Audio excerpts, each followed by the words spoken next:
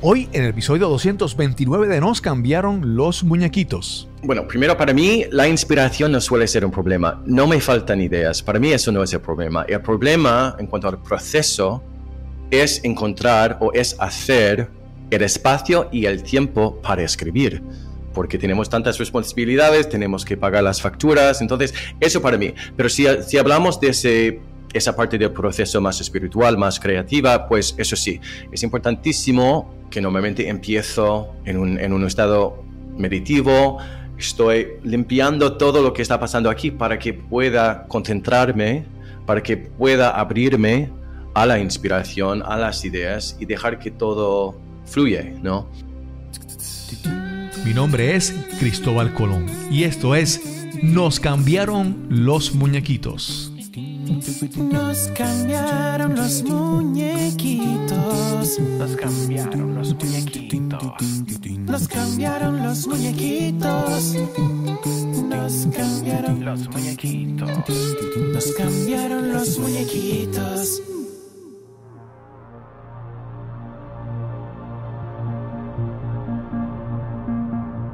Gracias por acompañarme en este nuevo episodio de Nos cambiaron los muñequitos. Aquí te hablamos sobre cómo superar la adversidad, cómo reinventarnos y darle la bienvenida al cambio en nuestras vidas.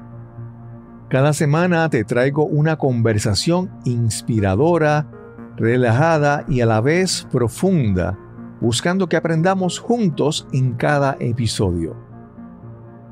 La escritora francesa Anaïs Nin dijo: escribimos para saborear la vida 2 veces, en el momento y en retrospectiva. Y hoy conversamos con un escritor que plasma en sus libros la aventura, el humor y las experiencias vividas en sus viajes por muchos países, incluyendo el tiempo vivido en España, Francia y Turquía. Te presento a nuestro invitado de hoy. Buenos días, soy Matthew Félix y soy escritor y podcaster. Matthew Félix es autor, podcaster y orador.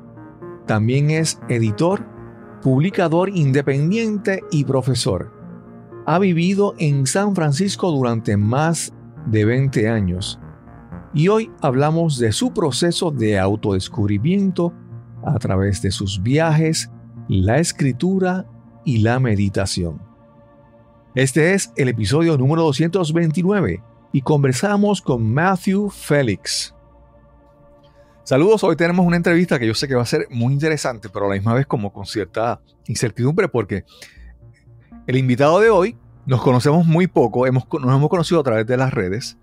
Y lo cual es bueno porque eso hay mucha curiosidad para tener una buena conversación. Hoy conversamos con Matthew Félix. ¿Cómo estás, Matthew? Estoy fenomenal, gracias. Gracias por la invitación, gracias por recibirme. Sí. Nos conocemos por unos cuantos minutos, como has dicho tú, de hecho. Matthew, las personas que te escuchan, ven tu nombre y ya te están escuchando y te están viendo, escuchan tu acento. Y entonces, ahora vamos a ver de dónde surge, de dónde sale Matthew, dónde nació, dónde se crió. Háblanos un poco sobre tu historia. Bueno, mi historia no tiene nada que ver, o sea, no tiene nada que ver con el español. Explico dónde aprendí el español en un momento. Pero yo nací en el estado de Ohio, en Estados Unidos, en las afueras de una ciudad. Pues yo que sé, tenía una juventud más o menos típica, digamos, de la clase media, es decir, una casa, 2 coches, hermanas y un gato. Y luego, en cuanto a mi acento, pues cuando estoy en España, la gente siempre reconoce enseguida que mi acento inglés, según ellos, pero normalmente cuando estoy hablando con gente latina, suele decir, eres español. Entonces, la gente latina reconoce que aprendí el español en España cuando fui estudiante de intercambio, pero en España siempre reconocen enseguida que no soy de allí. Así que para mí es muy curioso. Sí, sí. Eres un tipo de híbrido lingüístico. Exacto. Pero en Ohio, donde naciste y te criaste, cuando siempre, ¿verdad? hago esta pregunta porque muchas personas al momento cuando son jóvenes deciden estudiar algo porque tienen algo en su mente, pero después en su vida no es lo que hacen. En tu caso, cuando vas creciendo y piensas que tienes que decidir qué estudiar, ¿qué decidiste estudiar? Pues yo quería estudiar la escritura. Okay. Yo sabía muy temprano que quería ser escritor, pero como suele pasar, los padres dijeron, bueno, es que no puedes ser escritor porque ¿cómo te vas a ganar la vida siendo escritor? Así que tienes que estudiar algo de que puedes ganarte la vida. Entonces yo dije, bueno, si no puedo ser escritor, por lo menos de momento, yo voy a estudiar lo que se llamaba, lo que supongo que se llama todavía, los estudios internacionales, que realmente es una mezcla que no tiene mucho sentido, o sea, es algo muy general, que es una mezcla de económicas, lenguaje, las ciencias políticas, es un poco de todo. Entonces, eso es, saqué es lo que estudié en la universidad. Cuando dices que tú sabías que querías ser escritor, ¿por qué? De niño, ¿qué conducta había en ti? ¿Leías mucho? ¿Escribías? ¿Cómo esa niñez desde niño ya tú sabías que querías ser escritor? Pues eso es una buena pregunta. Yo sí que empecé a escribir en un diario que tenía, yo tengo un diario de cuando tenía, bueno, en España se llama EGB, es decir, el Elementary School, no sé cómo se dice, sí, pero o sea, yo tenía, yo qué sé, 10 años, 11 años, 9 años incluso, porque fuimos de viaje y yo entonces lo apunté todo en un diario y no sé, supongo que desde entonces, o sea, empezando allí, me di cuenta de que me encantaba expresarme con la palabra escrita y seguía escribiendo en un diario. De vez en cuando, por supuesto, escribía historias, cuentos y tal. Pero luego también me olvidé, después de una temporada, cuando iba creciendo y cuando habían otras responsabilidades y cuando, como ya he dicho, tenía que ir a la universidad y estudiar otras cosas. Sí que seguí escribiendo mi diario, pero dejé atrás ese sueño, ese deseo de ser escritor. Pero sí que empezó muy temprano, en mi vida, diría. ¿Y de niño leías mucho? ¿Tenías algún tipo de... Pues algún escritor favorito? Háblanos un poco sobre eso. Bueno, algún escritor favorito. Me encantaba la fantasía, por ejemplo... J.R.R. Tolkien, me encantó, El Hobbit y todo eso, y El Señor de los Anillos, que de hecho cuando me fui a España los leí todos en español para mejorar y para aprender el español, así que los he leído en inglés y en español. Me gusta también más temprano, me encantaba ¿cómo se llama? Las Crónicas de Narnia, quizá en español, sí, de C.S. Lewis. Y sí, entonces me gustaba mucho la fantasía, un poco de ciencia ficción, y luego con la edad iba cambiándome más a la ficción y también a la no ficción. Okay. Cuando terminas tus estudios de estudios internacionales, ¿verdad? Sí. Porque hay todavía, sí, quiero ver, porque me dijiste que en un momento viajaste a España. Sí. ¿En qué momento se da ese viaje? ¿Y por qué se da ese viaje? ¿Por qué quieres ir a España? Bueno, porque ese viaje, era más de un viaje. O sea, yo pasé un año entero y me integré en un colegio. O sea, era antes de la universidad. Me había graduado del colegio en Ohio. Pero lo que pasó es que habían algunos estudiantes internacionales que vinieron a mi escuela por casualidad. No sé, había alguna organización que organizaba los intercambios, aunque yo vivía en un pueblo no muy conocido, un poco alejado de, yo qué sé. Pero cuando yo vi, pues es posible ver el mundo haciendo algo así, que no había pensado nunca en mudarme a España, a vivir en Francia, algo así. Pero como había esos estudiantes internacionales en mi colegio, me di cuenta de que, yo puedo hacer eso, si me lo permiten mis padres. Y pues entonces dijeron que sí, y yo me fui a España como estudiante de intercambio, viviendo con una familia española. Cada día en español, no tenía amigos que veía en la vida cotidiana americanas ni inglesas. Yo estaba solamente 100% estudiando, hablando y tal, relacionándome con la gente en español. Y saqué notas, aunque no importaban, pero entonces era más o menos una experiencia cultural muy inmersiva. Okay. Entonces, Era así. Y fue un impacto cultural desde Ohio a España. La cultura, ¿cómo fue para ti, verdad? La personalidad de los españoles, ¿cómo fue ese impacto, ese shock cultural si hubo para ti un cambio así? No, exacto, era un choque cultural, pero muy, muy fuerte, ¿no? Porque yo había venido de un pueblo en las afueras de una ciudad, que ni siquiera vivía en una ciudad. Entonces, de repente, de un día a otro, estaba viviendo en la tercera ciudad española, que estaba en Valencia, en una situación muy, muy urbana y con una familia con cinco hermanos, digamos, entre comillas.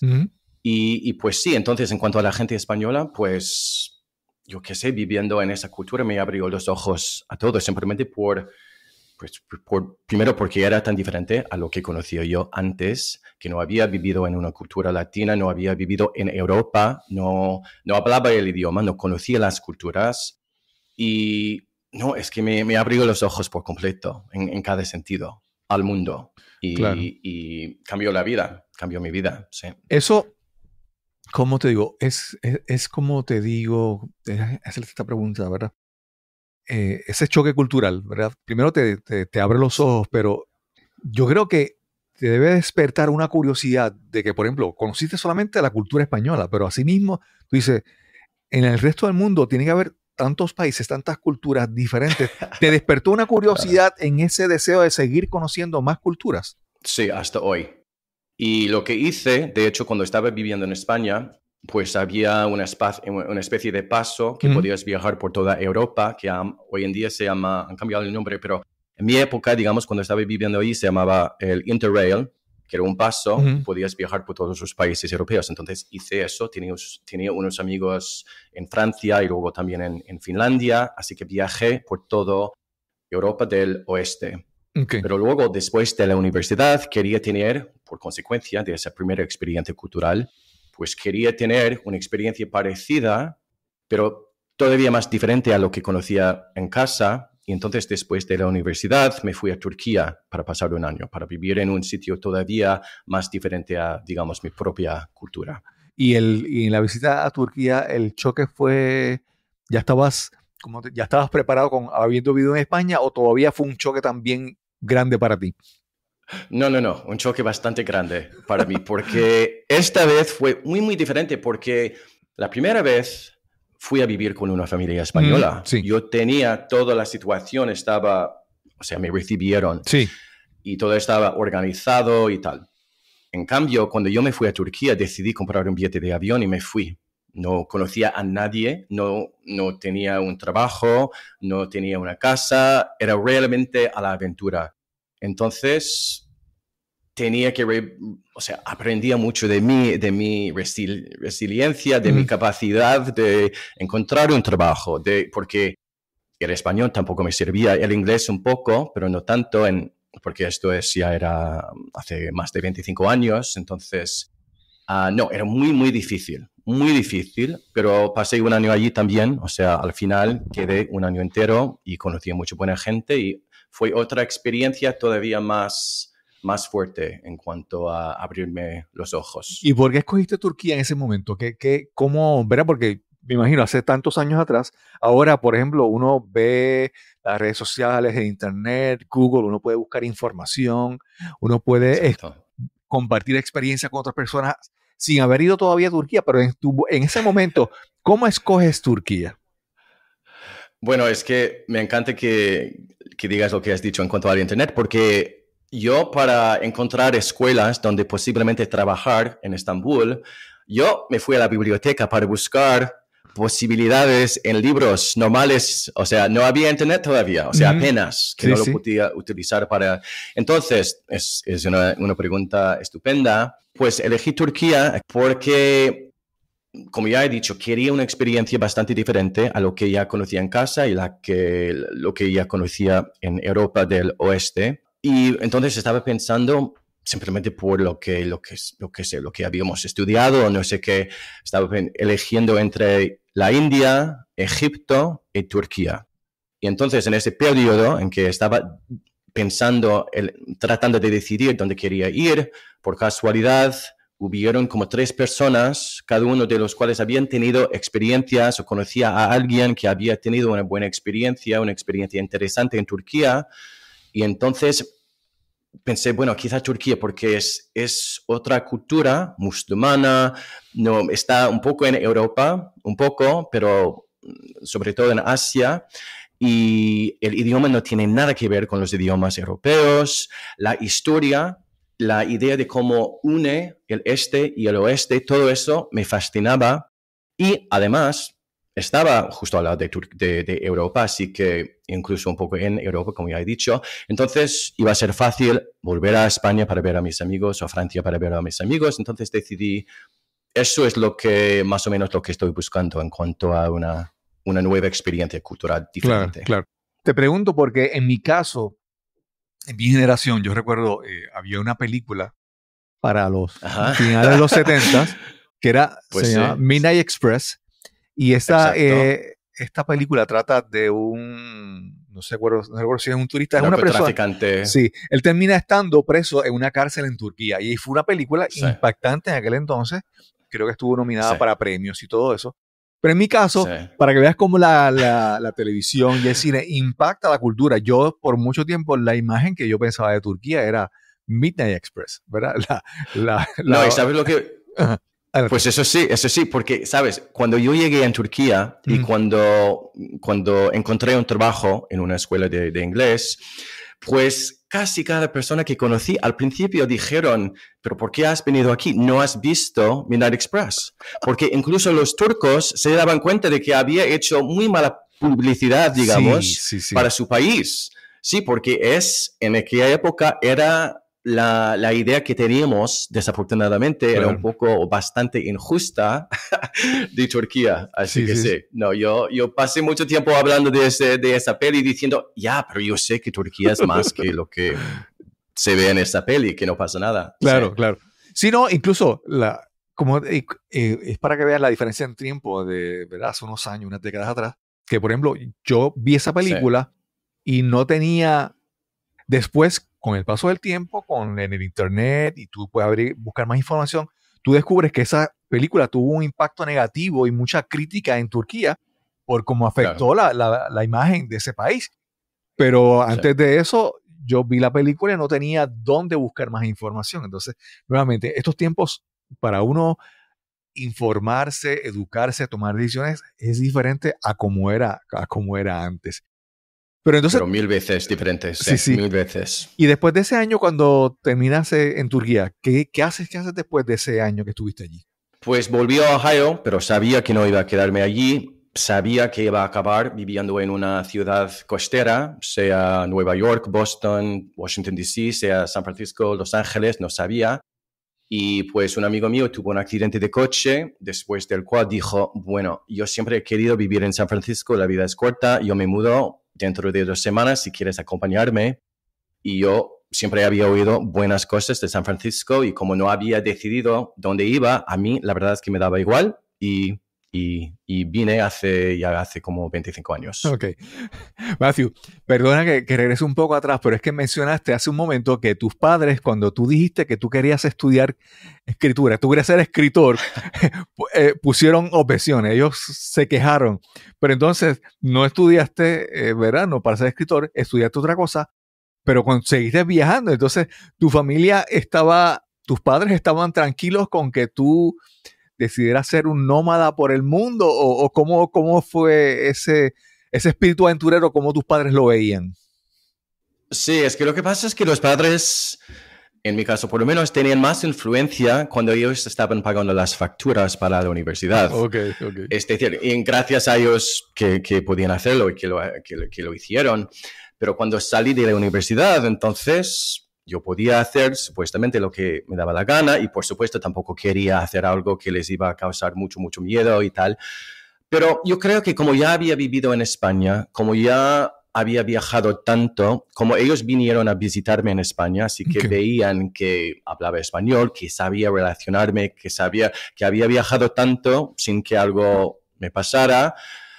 Yo creo que aceptaron que, bueno, puede que no queremos que vaya a Turquía, pero también sabemos que que lo va a hacer, que es responsable y esperemos que todo le vaya bien. Okay.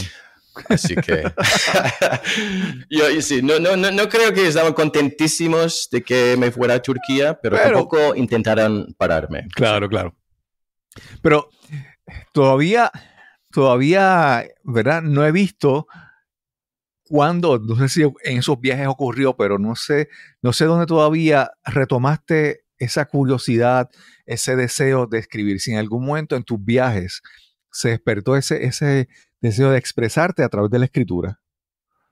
Sí, bueno, es que como te dije un poco antes, siempre estaba escribiendo en mi diario, pero eso es diferente que decidir que quiero dedicarme a la escritura y ser escritor. Y lo que pasa es que después de Turquía me mudé a San Francisco, como ya he dicho, yo encontré trabajo temporal haciendo lo que sea. Poco a poco iba construyendo una carrera en el sector de los servicios financieros, como jefe de proyecto, como ingeniero de procesos, haciendo un poco de todo y ganándome bastante bien la vida, porque era una época en San Francisco en que los startups, todo eso estaba empezando, entonces la economía estaba muy buena, entonces había mucho trabajo y pasé varios años haciendo eso, pero llegó un momento en que y todavía estaba escribiendo, pero poco a poco llegaba esa idea de que esta vida, aunque me estoy cobrando bien y yo tengo una buena vida, pero esto no es para mí, esto no es lo que realmente quiero hacer.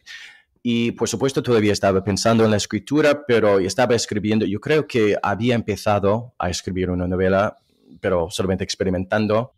Pero después de unos años llegó el momento en que ya no lo podía ignorar, que yo quería hacer algo más, algo diferente con mi vida. Entonces decidí que tenía que marcharme. Tenía que tomar unos meses, estaba pensando 6 meses, de tiempo, de espacio, para reflexionar sobre mi vida y sobre cómo realmente quisiera que fuese. Entonces dejé mi piso, dejé mi trabajo, metí todas mis cosas en un almacén y volví a España.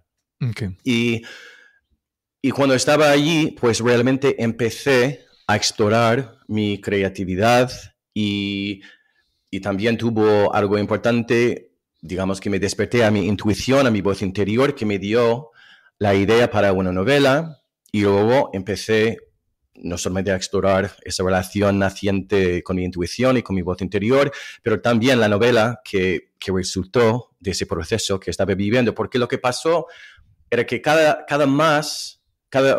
cuanto más me alejaba de mi vida cotidiana en San Francisco, de las responsabilidades, del estrés, de las relaciones y tal, cuanto más oía, digamos, entre comillas, esa voz que me empezaba a ayudar a averiguar cómo quería vivir, cómo hacer una vida, digamos, fiel a mí mismo. Entonces, los 6 meses que iba a pasar tomando el tiempo para reflexionar, llegaron a ser, por consecuencia, 2 años, de hecho, entre España y Francia durante ese periodo.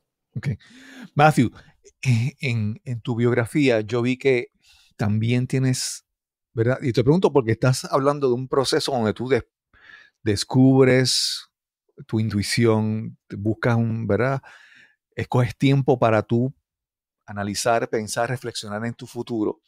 Pero también yo sé que en algún momento decidiste intentar la meditación y otras prácticas, ¿verdad?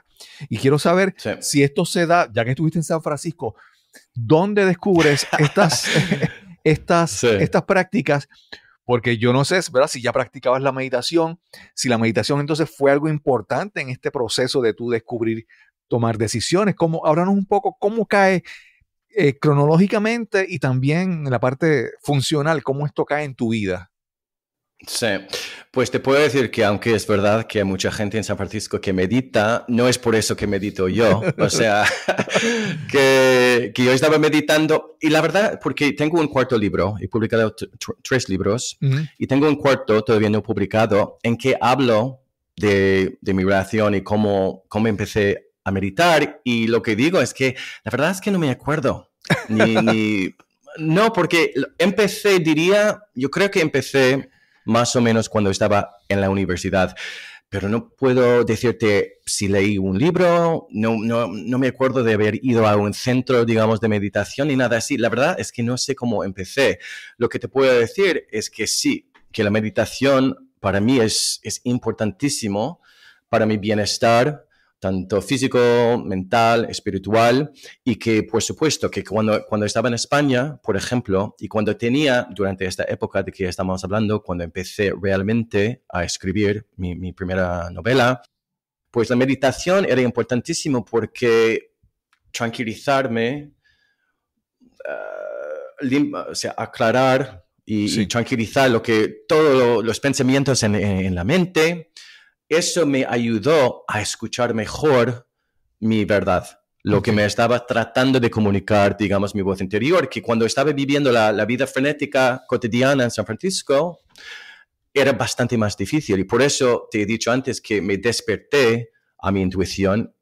Mi intuición siempre estaba allí, pero la meditación, pasando mucho tiempo, porque cuando estaba viviendo en España, además estaba en un pueblecito en el monte, que había mogollón de naturaleza y estaba pasando mucho tiempo meditando y en ese estado que sí que ayudó mucho. Sí. Yo por un tiempo fui instructor de yoga. No me gusta decir instructor, ¿verdad? Facilitaba clases de yoga y en mi caso yo estudié en Santa Bárbara, California con White Lotus, se llama el centro, con Ganga. ¿En serio? ¿Como la serie? La serie de Netflix. Sí. White Lotus. Y con Ganga White se llama el maestro. Pero entonces, te pregunto, pero en algún momento decides estudiar, tomar en serio lo de la meditación, porque hay varios estilos de meditación. La gente puede pensar, la gente piensa, meditación es estar sentado en una esquina haciendo los mudras y estar, ¿verdad?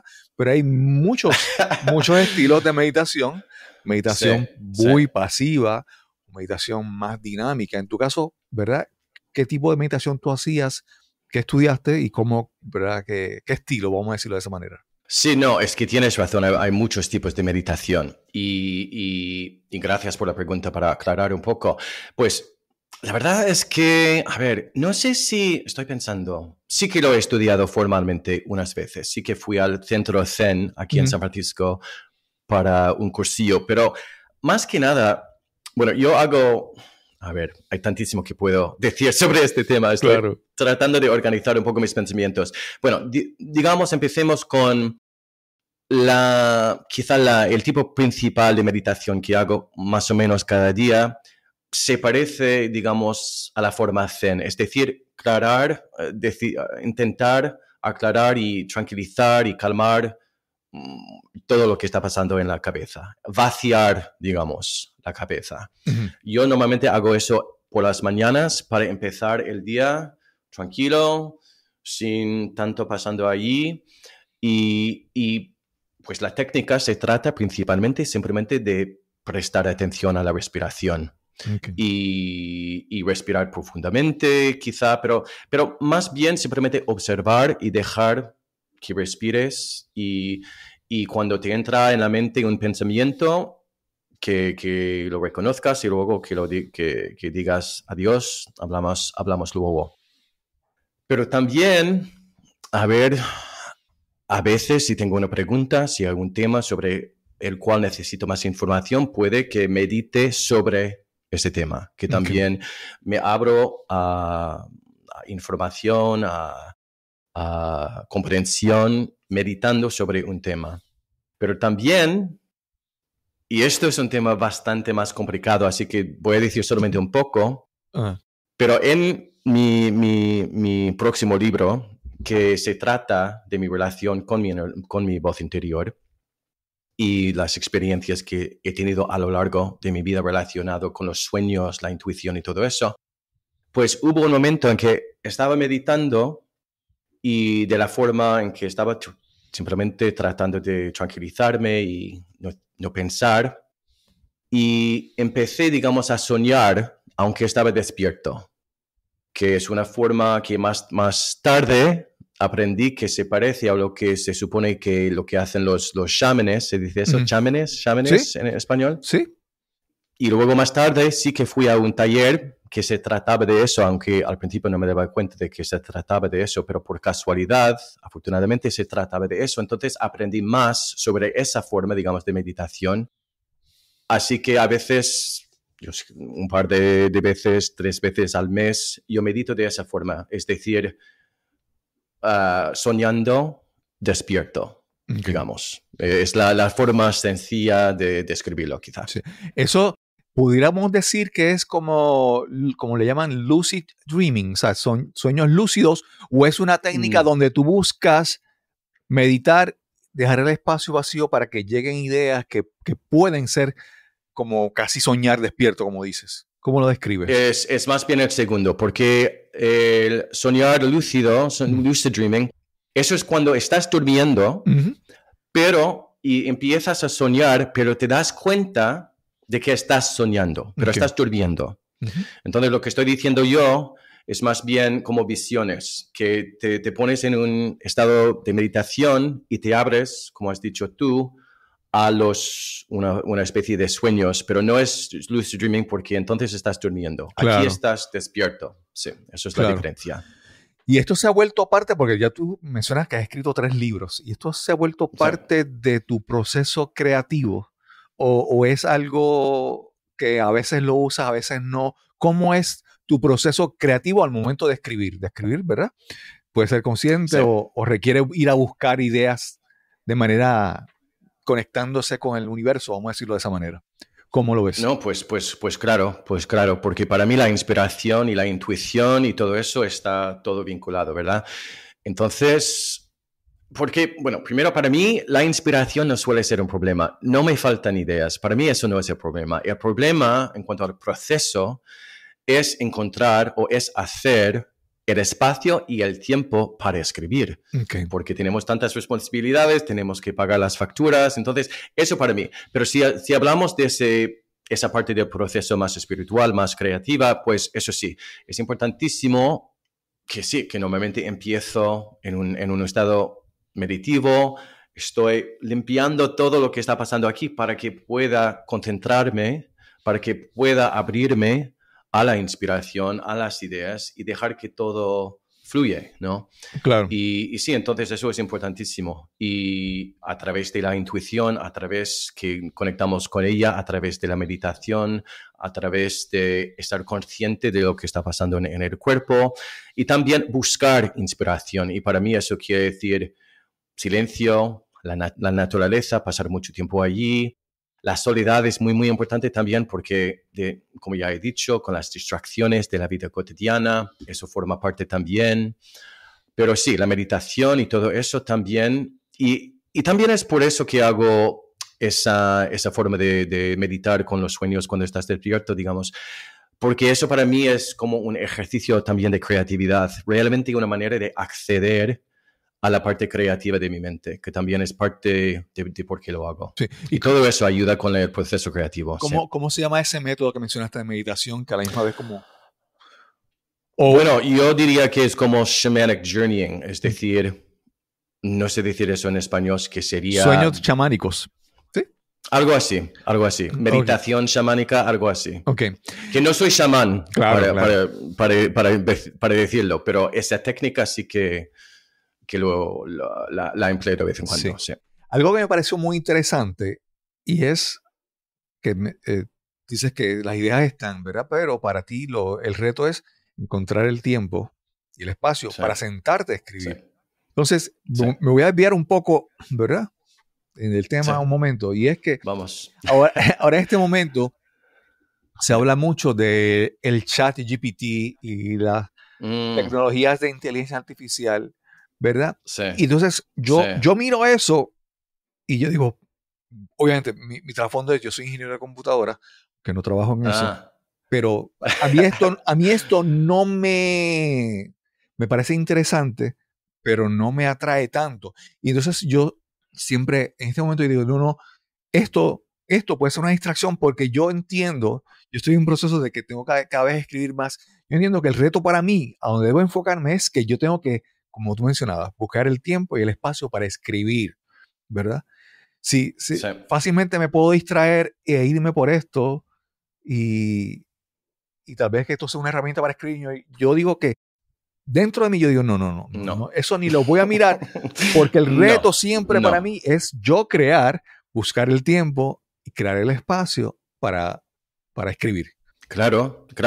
Bueno, supongo que, para mí, pues no quiero tener nada que ver, pero también supongo, si permitimos que haya alguna utilidad, pues supongo que si eres, que estás trabajando como ayudante profesional y quieres escribir un correo muy rápido, puede que te ayude, no lo sé. Están hablando de utilizar la tecnología de esa manera, pues eso tampoco, como escritor, tampoco me importa mucho. Claro. Pero si estás diciendo que vas a pasar menos tiempo escribiendo tu novela porque tienes esta aplicación de que puedes aprovechar para ahorrar tiempo, entonces yo digo, pero ¿por qué estás escribiendo? Porque se supone que es se trata de la expresión personal. Exacto. Y un chat, no sé qué, no te está facilitando la expresión personal, simplemente, supuestamente, te está ayudando a gastar un poco menos tiempo escribiendo lo que tienes que escribir. Pero además, tú sabrás más que yo en cuanto a este asunto, pero lo que leí yo era que esa tecnología está creando, por ejemplo, un correo, mirando a miles o no sé cuántos otros que ya existen, que realmente no está creando algo, que está tomando partes para formar algo, un conjunto, que luego se supone es algo nuevo. Que eso para mí también es un aspecto todavía peor, si se supone que está utilizando el trabajo no tecnológico, sino humano, de otros que no están recibiendo nada en cambio. Así que no sé mucho, pero no soy muy aficionado, teniendo en cuenta lo poco que sé. Claro. Matthew, mira, yo me especializo en public speaking, ¿verdad? En enseñar a las personas a hablar en público. Y yo mismo he estado en un proceso de aprender a hablar y a conectar con lo que tengo que decir, a descubrir mi mensaje. Y yo siempre uso una frase de una canción del cantante Seal, que él dice, miracles will happen as we speak. Ese se ha vuelto como mi lema, ¿verdad? Y yo he descubierto... Tu lema, exacto. Y he descubierto en mí y en otras personas que en la manera en que tú entras con el enfoque preciso, este proceso de aprender a hablar en público, ocurren cambios en ti, ocurren transformaciones y hasta puedes sanar. Entonces yo siempre digo a todo el mundo, aprender a hablar en público es un proceso de transformación, incluso de sanación. Contamos historias, hablamos, decimos, compartimos cosas y sanamos al hacerlo. En tu caso, para ti, ¿piensas que la escritura para ti ha sido un proceso de transformación, de sanación? Y si puedes hablar sobre cómo ha sido para ti la escritura, si ese es el caso. Pues claro, es el caso. Y me río un poco porque tendríamos que pasar 10 episodios hablando de este tema.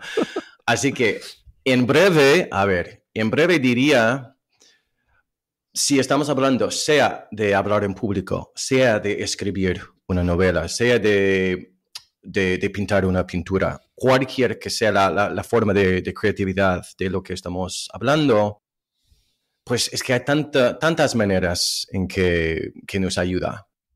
O sea, primero nos estamos expresando y eso requiere un riesgo, eso requiere ser vulnerable, eso requiere conocernos mejor, porque si vamos a hablar... Si voy a hablar delante de todo el mundo, pues se supone que he tenido que tomar un poco de tiempo para reflexionar, conocerme mejor a mí mismo, pensar en lo que tengo, lo que puedo aportar a los demás.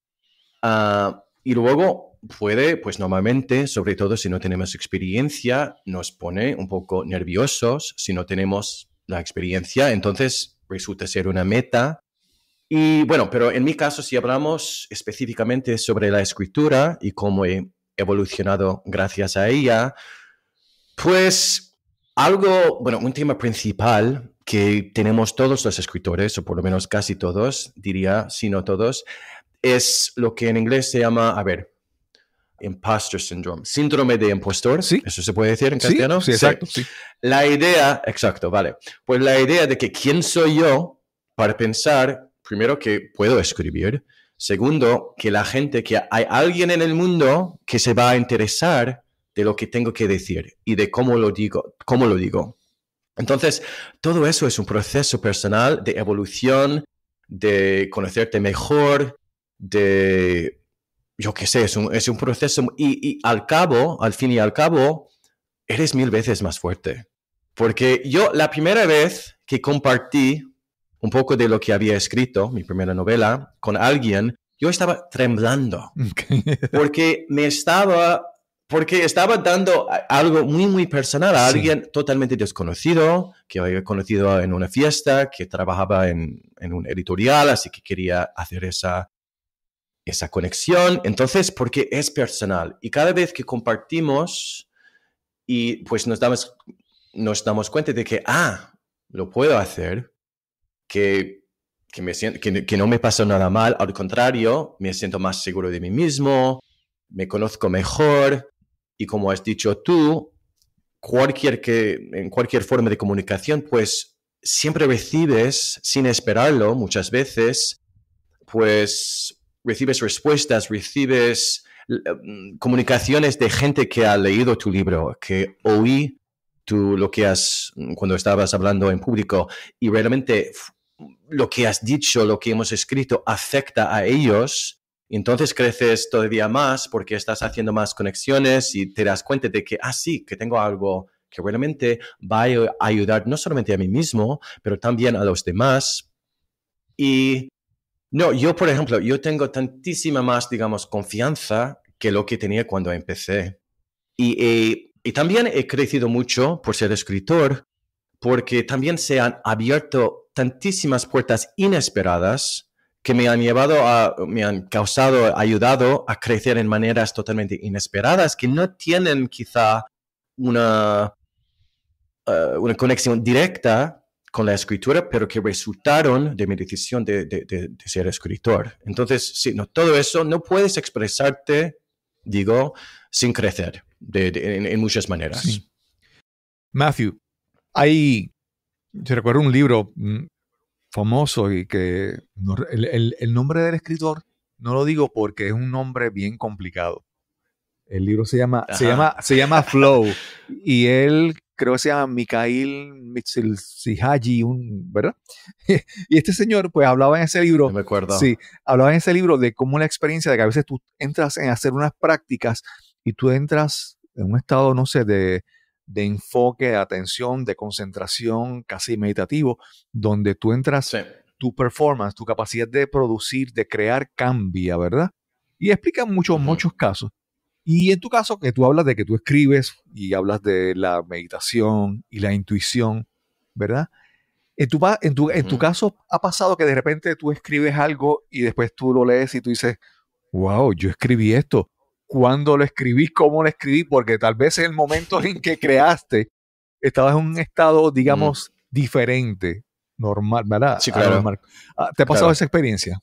Pues siempre, no, ojalá que siempre fuese así.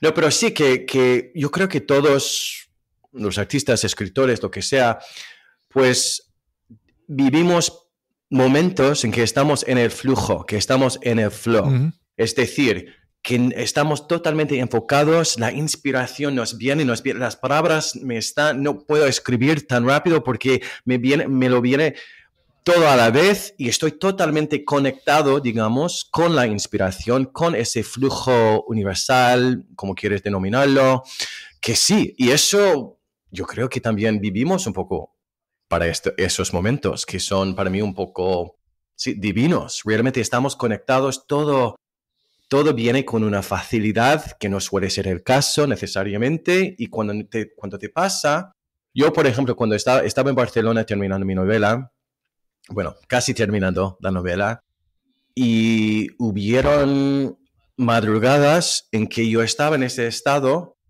y todo me salía como quería, que no tenía que luchar, todo iba con tanta facilidad que no me acosté esas noches por una semana, no sé cuánto tiempo, digamos, a las 4, a las 5, porque no quería parar Wow. ese proceso, que era fenomenal. Y sí, yo creo que todos, bueno, si tenemos suerte, todos queremos encontrarnos en ese estado. Y como has dicho tú, hay cosas que podemos hacer para facilitarlo. Bueno, ya son cosas de que ya hemos hablado: estar solo, la meditación, abrirnos, estar muy presente en el cuerpo y también enfocarnos, como has dicho tú, enfocarnos totalmente en el deber. Y si nos abrimos a la inspiración, a veces eso sí que pasa y es muy, muy bonito cuando pasa. Claro. Matthew, y este proceso, obviamente estamos aquí hablando de tu proceso, ¿verdad? Y se ve súper interesante. Pero en algún momento alguien te ha dicho, oye, Gracias. yo quiero aprender eso de cómo tú lo haces. Yo quisiera que tú me enseñaras. ¿Te has tenido o se ha presentado la oportunidad de tú enseñar o ayudar a otras personas en este proceso de la forma en que tú lo haces?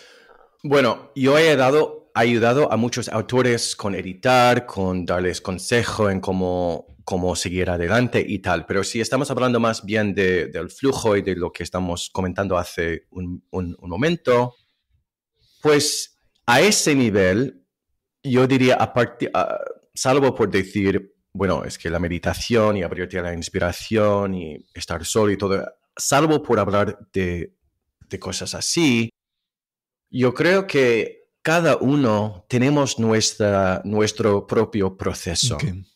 Y eso es muy importante porque para mí, cuando estoy hablando, o sea, cuando estoy escuchando, digamos, un podcast o si estoy en una librería escuchando una entrevista con un autor y cuando dicen, tienes que hacerlo así.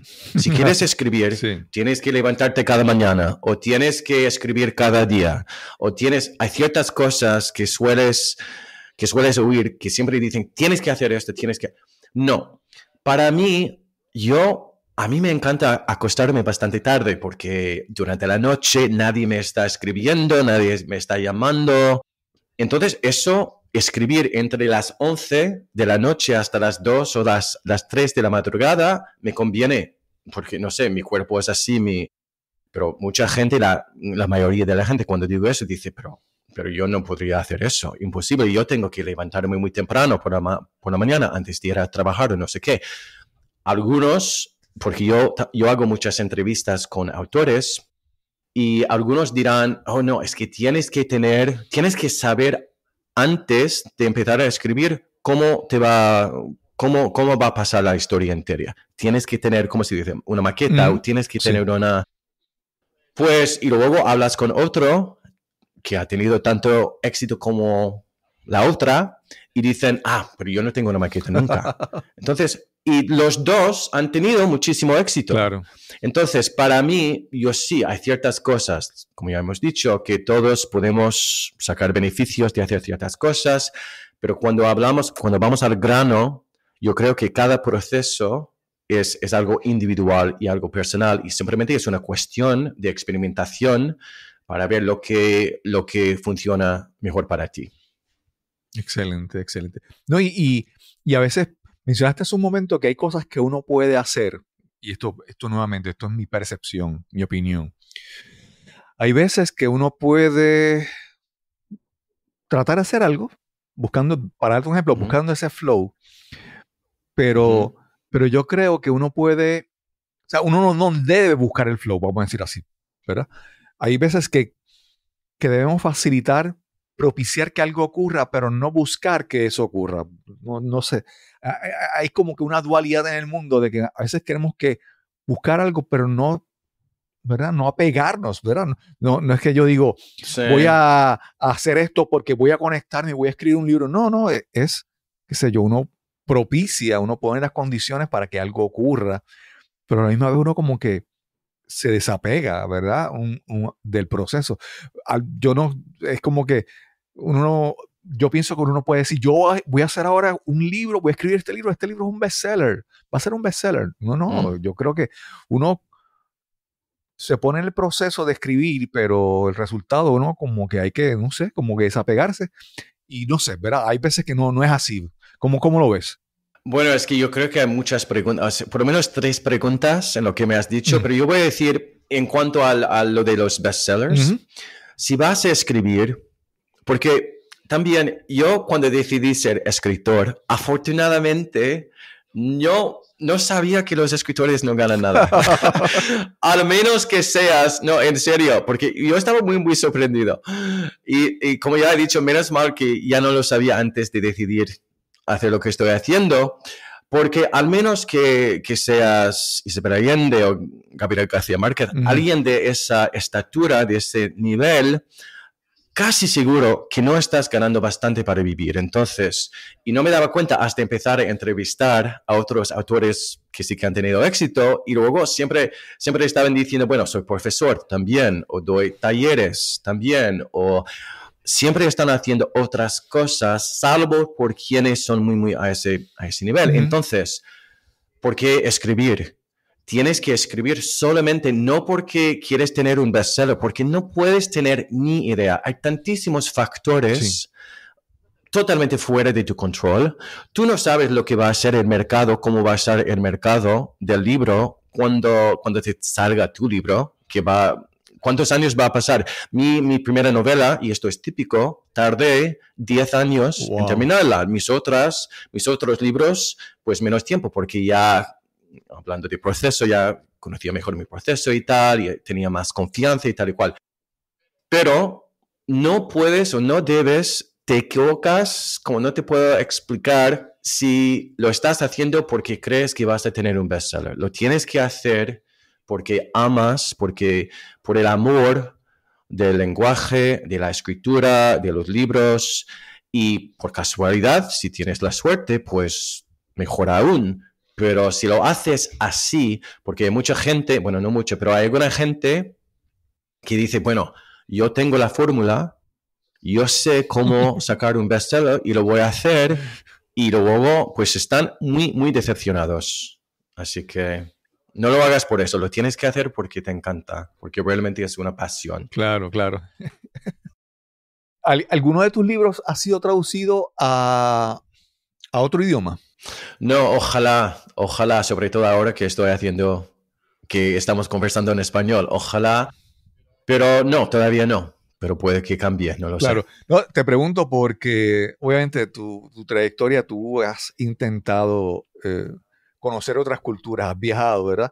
Y un libro que se publica así mismo como, por ejemplo, crear un podcast, que tú lo tiras al mundo y tú no sabes a dónde va a llegar, ¿verdad? Un libro, Exacto. si tú creas este libro y puede llegar a otros países y otras personas lo leen, ¿verdad? Yo tuve hace poco una amiga que escribió un libro y de forma, digamos, por decir milagrosa, de esta manera, sin tener la intención, el libro incluso llegó a Turquía, fue traducido al turco, lo escribió originalmente en español, y después alguien en Inglaterra lo tradujo al inglés, nuevamente de una manera orgánica, ella no lo planificó así, pero que el libro haya llegado a otros sitios y otra gente lo haya leído, pues es una cosa increíble, ¿verdad? Poder...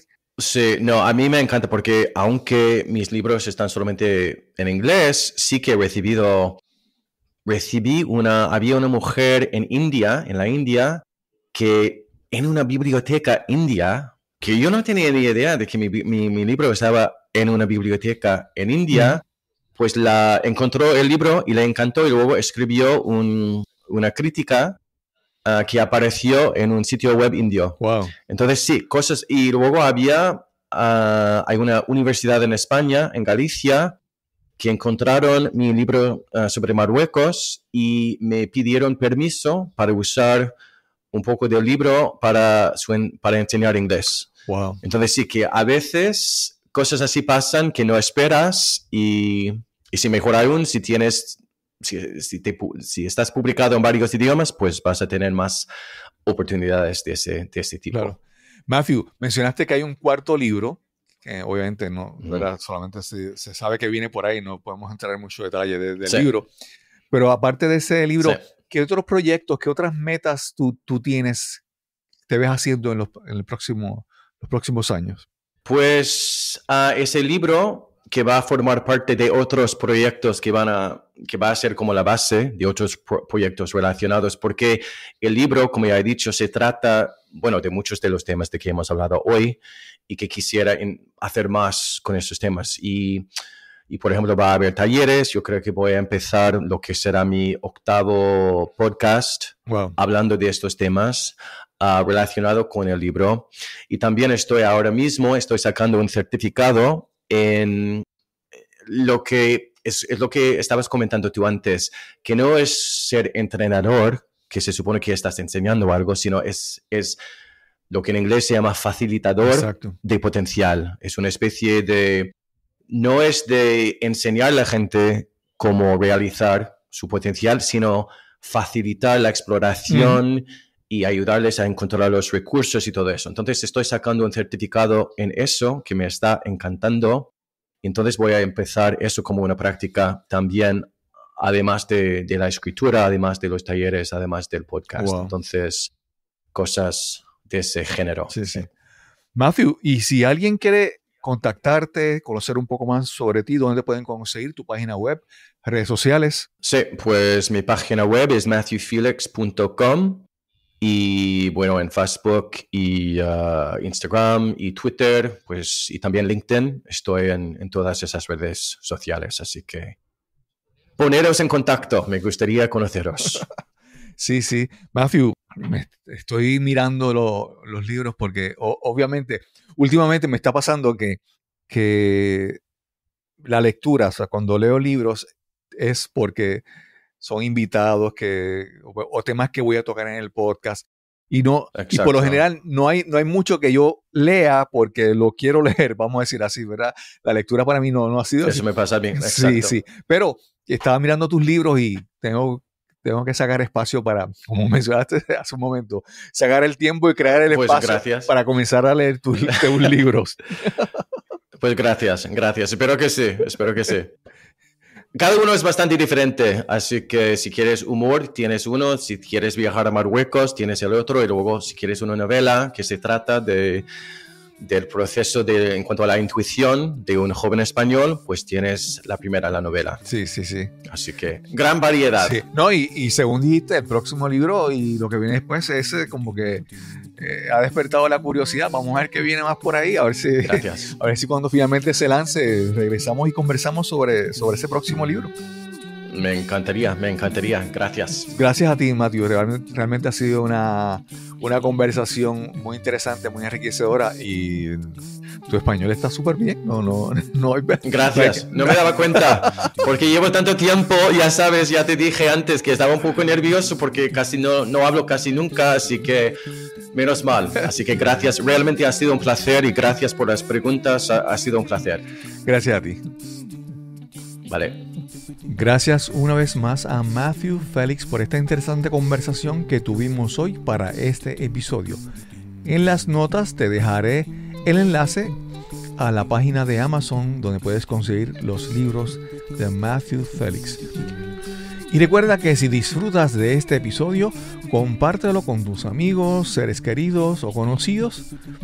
Este podcast es completamente gratis. El precio es que lo compartas con las personas que pienses que lo puedan disfrutar también. Y sin más que añadir, nos encontraremos entonces en el próximo episodio de Nos cambiaron los muñequitos. Hasta la próxima.